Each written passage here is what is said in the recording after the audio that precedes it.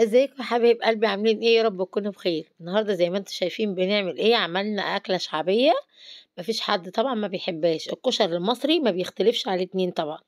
هنبدا ونقول بسم الله الرحمن الرحيم، اللهم صل وسلم وبارك عليك يا رسول الله. اول حاجه هنبدا نعملها هي البصله زي ما انتم شايفين، بمعنى اصح الورد اللي ايه بيتقال عليه في المحلات.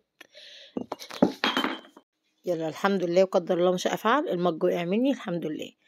زي ما انتم شايفين هنا هنعمل اول حاجه في البدايه خالص البصله زي ما انتم شايفينها كده. ودي طماطم كنت مفرزاها معاكم. يا دوبك جبت الكيس وعم حمرت البصليه ونزلت عليها كده. خلاص كده احنا عملنا ايه الصلصه بتاعت قولوا معايا اللهم صل على سيدنا محمد بتاعت الكشري اهو. وهنا زي ما قلت لكم هنبدا من البدايه خالص البصلايه، عشان بقى نعمل ايه، هو دي بقى يعني هو ده السر بتاع المحلات كلها، اللي انت تعملي الكشري كله بالزيت بتاع البصلة. هتقولي ليه بقى كده حاجة مقرفة؟ هقولك لا، هي مش حاجة مقرفة، لا هي حاجة جميلة جدا جدا، لان البصلة بتنزل بتنزل كده التسكيرة اللي فيها في قلب الزيت. الزيت بيبقى مسكر جدا جدا، فبنضطر ان احنا ندخله في الاكل كله. وهنا قلت بالمرة بقى رحت عامله لهم بليلة بالمرة او حمص الشام زي ما بيقولوا. وهنا كنا بنعمل الخل، حطيت برضو حبة زيت من اللي قلت لكم عليهم، ونزلنا عليهم بمعلقة توم، ونزلنا بالتوم ايه حبة خل، وبعد كده مية وتوابل كاملة.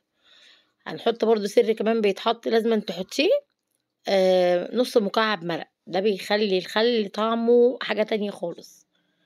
وهنا بقى طبعا هنقطع الطماطمية مع بعضينا، او طماطمتين زي ما انت عاوزة، يعني على حسب ما هتعملي العائلة بتاعتك.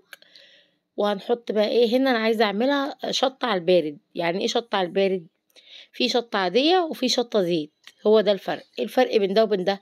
الشطه الزيت بتحطي الصلصه زي ما انتم شايفين تباركت يا ذا الجلال والإكرام.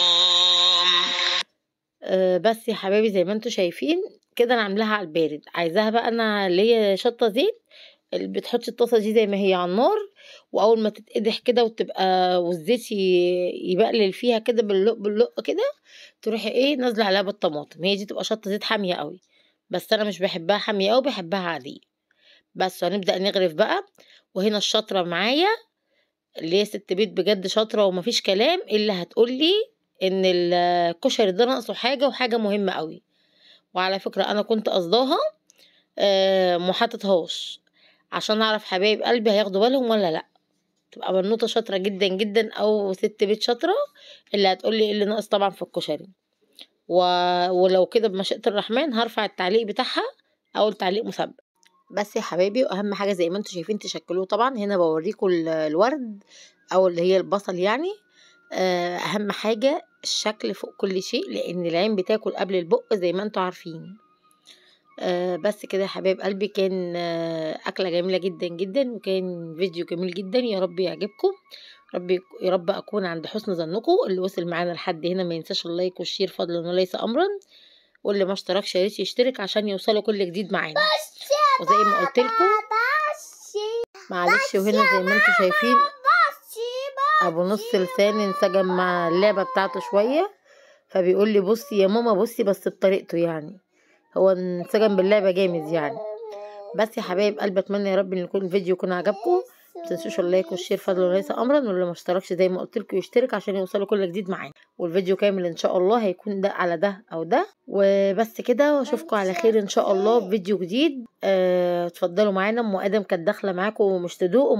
ام ادم دخلت معاكم على غدا. بصوا يعني ما شاء الله عماله ادوق معلقه جميل جدا جدا، معلقتين. انا عايزه اقول لكم ان انا اتغديت معاكم انتوا وما اتغديتش مع ولادي.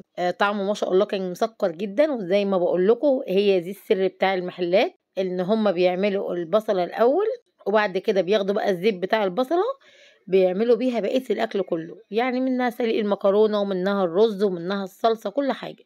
اشوفكم على خير ومع الف سلامه.